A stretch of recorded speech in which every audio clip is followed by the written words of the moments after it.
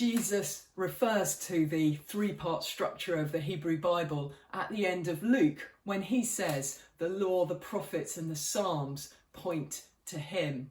The Psalm is the longest and first scroll of that third section, the writings. So we can have confidence when we approach the Hebrew Bible, particularly in the order that it's originally given, that we're going to be drawn into and perceive a messianic profile, something we've touched on in the Abraham narratives, in the Joseph narratives, even back in the Eden and Exodus narratives.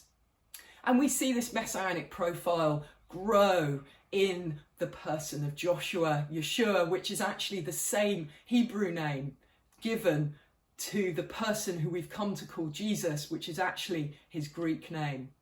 So we see here a figure who is successful in leading the people of Israel to conquer the land of promise.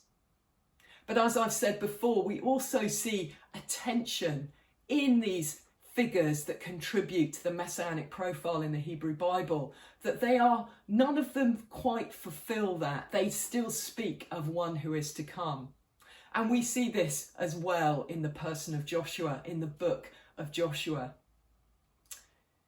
It was typical in ancient Near Eastern military genres to glorify the leader. The leader was godlike and even used hyperbole, exaggeration, to support the claim of their glorification, their divination. In the person of Joshua, he was highly successful. However, he also had vulnerabilities, directly critiquing the military genres of the ancient Near East. He fell for a deception with the Gibeonites. He dies of a ripe old age like Joseph at 110, but having not totally succeeded in establishing Yahweh worship across the land of Israel. He can end well. He ends well. We are going to serve Yahweh, me and my household, but you and your household, you choose whom you will serve.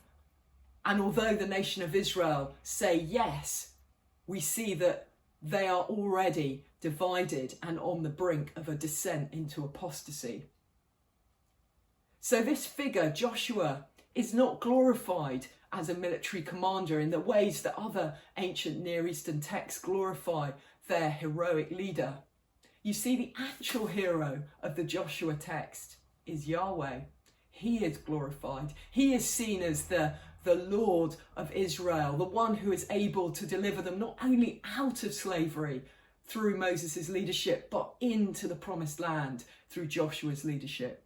He is the one who demands unswerving loyalty, rightly so, because he is actually able to bring what all the other gods promise but can never bring: military protection, fertility, abundance, harvest, identity.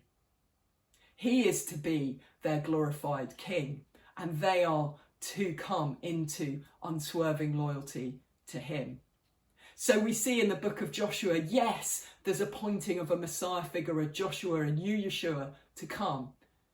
But this person's going to be maybe more like Yahweh himself than like the historical military figure of Joshua.